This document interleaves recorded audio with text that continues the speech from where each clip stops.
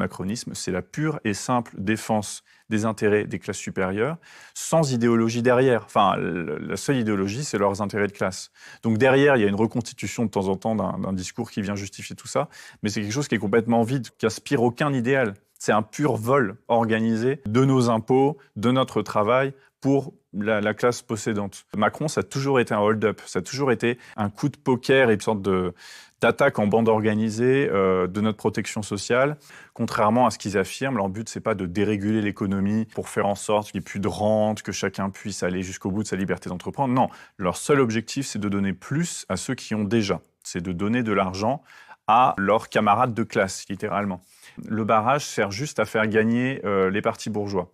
Et le parti bourgeois dominant pendant longtemps, c'était le macronisme. Et maintenant, le parti bourgeois dominant, c'est le Rassemblement national. Quand je dis parti bourgeois, c'est parti dont le programme économique et social favorise les intérêts de la bourgeoisie. Ces dernières semaines, le Rassemblement national a multiplié les gages de respectabilité auprès de la bourgeoisie. Jordan Bardella, devant le MEDEF, a vraiment assuré que tout serait fait pour préserver les finances publiques. Ce qu'on entend par préserver les finances publiques, c'est faire en sorte qu'elles ne servent qu'aux entreprises privées et pas aux citoyens. Le Rassemblement national est en train de s'imposer comme le nouveau parti candidat de la bourgeoisie. Et donc, par conséquent, la bourgeoisie, elle change ses consignes sans aucun problème. Quand la peur du Rassemblement national permettait à son poulain Macron de se faire élire, c'était une peur qu'elle activait. Et maintenant qu'elle a besoin du Rassemblement national pour continuer son régime d'accumulation et de parasitisme, eh bien, elle tourne la rhétorique du barrage contre la gauche. Et c'est elles qui ont la parole dans ce pays. Ce qu'on voit dans les médias actuellement, c'est des éditocrates, c'est des chefs d'entreprise, etc.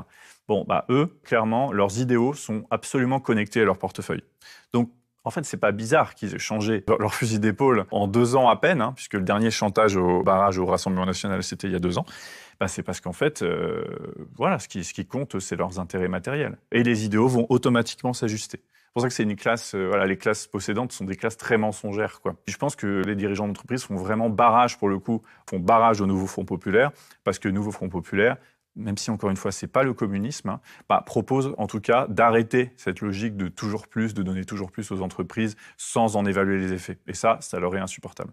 Ce qui est intéressant quand on réfléchit à ce qu'est un État autoritaire, ce que sont des dictatures, c'est que je crois vraiment que les régimes autoritaires ne pèsent pas sur tout le monde de la même façon. C'est-à-dire qu'actuellement, en France, certaines populations vivent déjà sous régime autoritaire.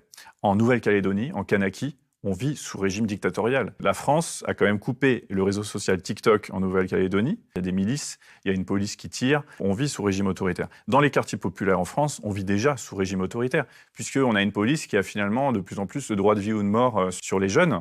Donc en fait, ils sont soumis à des fouilles incessantes. Je pense que la réalité vécue dans les quartiers populaires actuellement, c'est la même qui était vécue par les citoyens sous la RDA dans les années 70. Donc en fait, les régimes autoritaires, ils n'ont pas les mêmes effets sur tout le monde. Et ce qui va se passer, c'est qu'effectivement, le RN, c'est un basculement de plus. Donc ça veut dire que de plus en plus de personnes vont basculer dans un régime autoritaire. Et finalement, les riches, jusqu'au bout, eux, ils n'en subissent pas les effets. Parce que les régimes autoritaires, c'est aussi des régimes d'arbitraire, où il y a des passe-droits, où le réseau fait tout, où la loi ne s'applique pas pareil de la même façon. Donc finalement, les personnes... Il y a la corruption. Il y a de la corruption, évidemment. Donc les personnes les plus riches, elles peuvent tirer leur épingle du jeu d'un régime autoritaire. Et puis surtout, les personnes les plus riches, la classe bourgeoise a besoin d'autorité pour que ça tienne. Et ce qu'on voit actuellement, c'est que ça tient pas tant que ça. Le monde du travail, il tient pas tant que ça. Et ça, la bourgeoisie enrage de voir que ses salariés viennent pas travailler chaque matin avec le grand sourire en se donnant à 200%.